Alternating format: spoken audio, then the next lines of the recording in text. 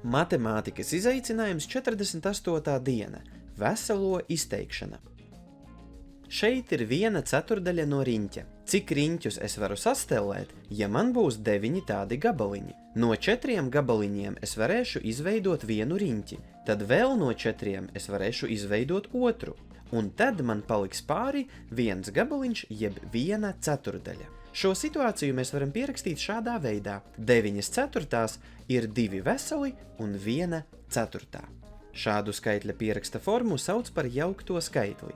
Ikdienā mēs, protams, nezīmēsim riņķīšus, lai izteiktu veselos no parastās daļas. Pamēģināsim, nezīmējot, izteikt veselos no 9/4.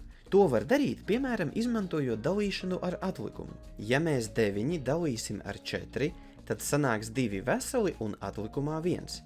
Šis atlikums, šis 1, tā tieši ir 1/4, kas ir palikusi pāri pēc dalīšanas. Tā tad sanāk, ka 9/4 ir 2 veseli un pāri palikusī 1/4.